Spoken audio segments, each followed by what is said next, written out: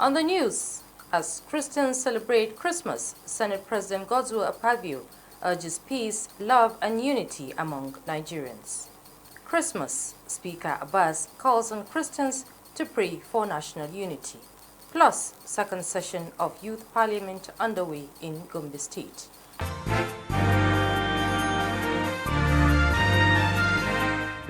Hello and welcome to the Abridged News. I am Amina Saidu.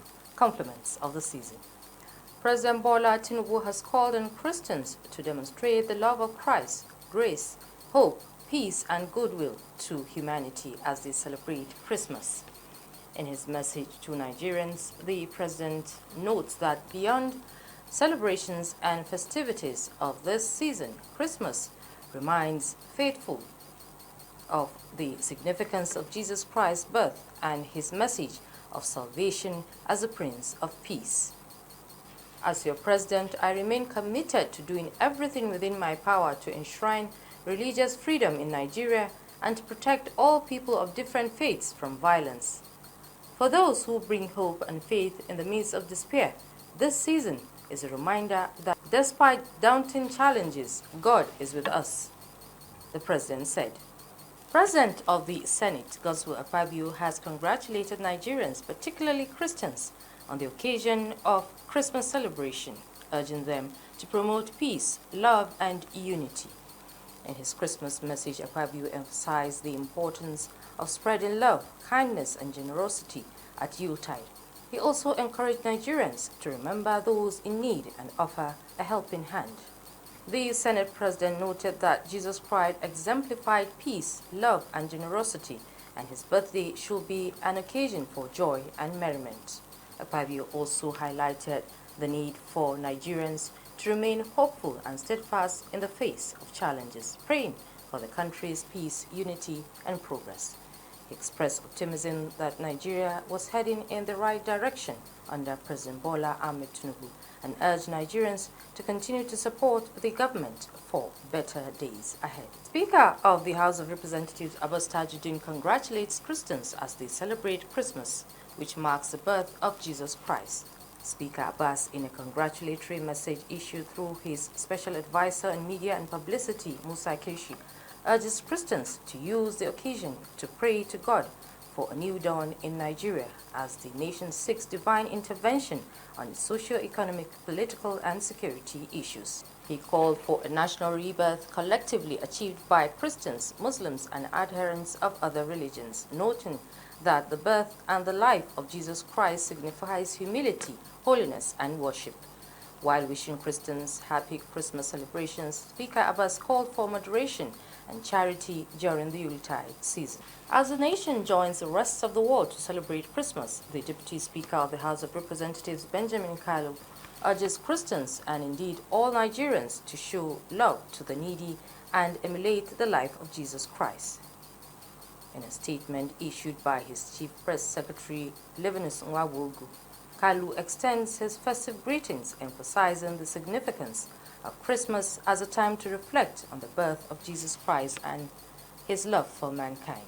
He urges Nigerians to show love to the needy and celebrate with one another, highlighting values of compassion and unity as critical to building a Nigeria where everyone thrives. Kalu also enjoins citizens to continue to pray for peace and unity of the country, stressing that the future of the country is bright.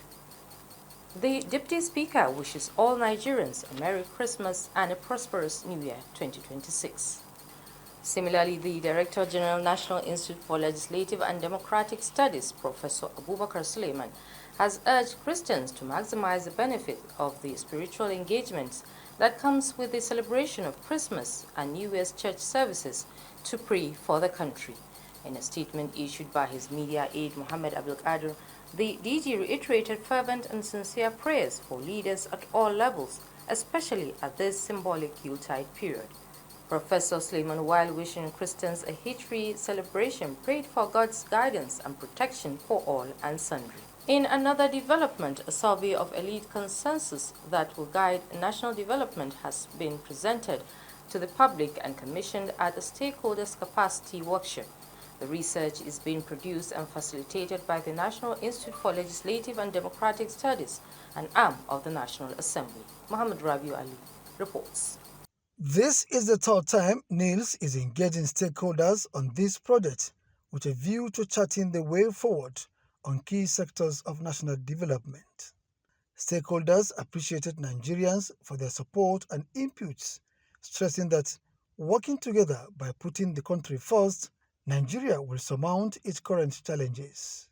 Over the course of 2 months, dedicated academics selected from universities nationwide served as regional and state coordinators, as well as research assistants.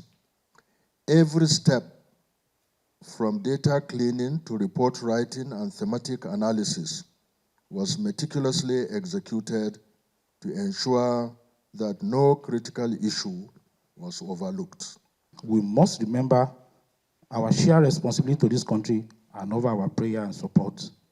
Nigeria is our home.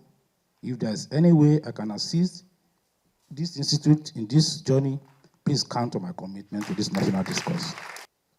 The project is massive and capital intensive, but no sacrifice is too much in fixing our country and charting a course for meaningful development and progress. A national summit on elite consensus building for development in Nigeria is billed to hold in the first quarter of 2026. In Abuja, Muhammad Rabiu Ali, NTA News. We now take a break. The news continues shortly. Stay with us.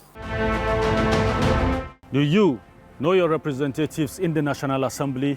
Do you know their duties, their promises, and their impact? It's time to bridge the gap between the people and their lawmakers.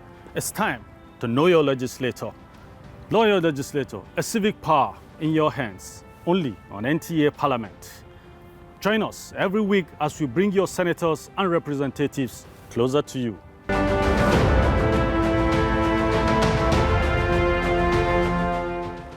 Just joining us, this is NTA Parliamentary News, reaching you from Abuja. The Nasarawa State House of Assembly has passed the 2026 appropriation bill of 545.1 billion naira tagged budget of strategic consolidation for assent. Adams Abdulkadir reports that the Speaker of the Nasarawa State House of Assembly, Aladi Jato, also declared a 6-week Christmas recess for members. Exactly 4 weeks, on the 26th of November 2025, Governor Abdullahi Sule laid before the Maze the 2026 appropriation bill of 517.5 billion naira tagged budget of strategic consolidation, which is 41.1 billion naira higher than that of 2025 budget of economic growth and stability. The House of Assembly jacked up the budget to over 27.1 billion naira, attributed to inflation and complaints of MDAs during budget defense that their budget projections have been downsized by the State Ministry of Finance. Now, the 2026 budget stood at 545.1 billion naira, with capital expenditure of 316.2 billion naira and a recurrent expenditure of 228.7 billion naira. Still on the floor, the House also witnessed the presentation of a committee report on a bill seeking the establishment of the Nasarawa State College of Leadership and Social Development, TOTO. The House eventually passed for assent a bill to repeal and reenact harmonization and administration of all revenues in Nasarawa State. In the meantime, the Nasarawa State House of Assembly has lifted the 3-month suspension of Lafia Local Government Chairman Mohammed Haribu following the letter of withdrawal of the suit filed against the Nasarawa State House of Assembly and read before the House by the Speaker, Dr. Danladi Jato. And by the leave of Mr. Speaker himself, and by the strength of this letter brought before us from the courts, I hereby move that the suspension on the Lafia Local Government Chairman, Honorable Mohammed Arabu, be lifted in the spirit of understanding, in the spirit of humility, in the spirit of discipline, so that he can resume his duty. The suspension order on the executive chairman of Lafia Local Government be suspended. Say aye. Aye. Those against say nay. The ayes have it. The suspension order on the executive chairman of Lafia Local Government by this honorable house is hereby lifted. Dr. Danladi Jatu, however, declared a 6-week Christmas recess. From the State House of Assembly, Adams Abdul Kadri, NTA News.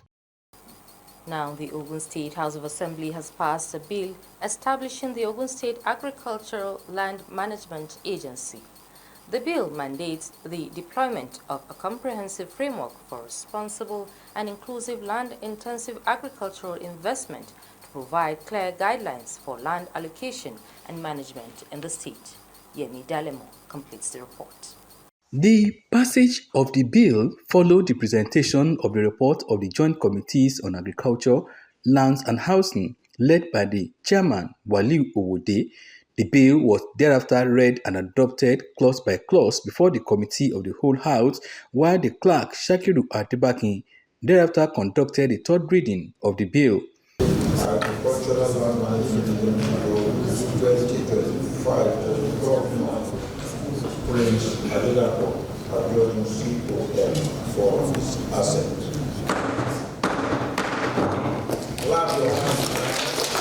The lawmakers, before engaging the Ministry of Women Affairs and Social Development and other MDAs for the 2026 Budget Defense Session, confirmed the nomination of Abdul Najim Olayinka as the new Auditor General for local governments in the state. The House Committee on Finance and Appropriations at the Budget Defense Session commended the Women Empowerment Initiative as well as the synergy with the House of Assembly of the State Ministry of Women Affairs and Social Development in addressing issues affecting women and other vulnerable groups in the state. The House, during the exercise, sent a clear message to all MDAs to ensure that public resources are planned, allocated, and utilized in a transparent, efficient, and impartial manner to promote quality service delivery. Chairman, Committee on Finance and Appropriation, gave the advice while rounding off the exercise, urging MDAs to prioritize accountability, probity, and value for government resources.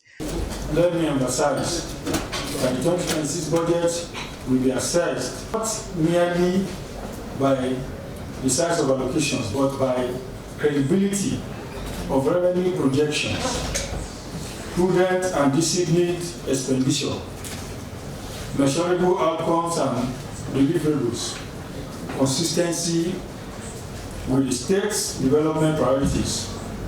With the exercise concluded, the Finance and Appropriation Committees is expected to present its reports before the Committee of the Whole House at the next plenary for the third reading and passage of the 2026 Appropriation Bill. In Abeokuta, Yemi Dalemo, NTA News. The second session of Youth Parliament is underway in Gombe State, with a growing willingness among Gombe youth to drive policy and demand tangible benefits for their generation. Abbas Mekano reports that the session was presided over by Speaker Aliu Daladi. The Gombe State Youth Parliament convened its second session at the State House of Assembly's Conference Hall, drawing representatives from all the 24 constituencies. The atmosphere was charged as members tackled a packed agenda aimed at shaping the future of the state youth. The motions that won unanimous support include the Industrialization Framework and the Gombe State Youth Development Commission, both designed to create jobs and boost global competitiveness for young people. Another motion called for improved cancer treatment services in Nafata constituency, underscoring the Parliament's focus on health as well as economic empowerment. Deputy Speaker Asab Liatulewi urged the state government to institute regular allowances for youth parliamentarians, a plea echoed by Maria Mohammed of Gombe North. Speaker Aliu Daladi commended the members for their commitment and concern, promising to back their initiatives. Going over, and for the Gombe State Parliament, which is a training ground, we can see that a lot of our young parliamentarians are learning the parliamentary process. So if I'm to assess, I'll give it a 99 over 100. That's the theory that. In a show of confidence, the House unanimously endorsed Clerk Aminu Aluswa and House Clerk Barrister Rukaya Ademujalo. You can bear me witness the level of our deliberations, the motions. You won't believe that this is just their second sitting. They are picking off. They are assimilating the whole thing, and I'm really impressed. with the kind of interest they're having toward youth development in the state. A sponsored bill to establish the Gombe State Youth Development Commission 2025 was introduced and will be taken up at the next sitting. In Gombe, Abbas Mekano, NTA News. And this is all we can take for now. You can watch this news and other programs on our social media platforms displayed on your screen. On behalf of the production crew, I am Amina Saidu. Thank you for watching.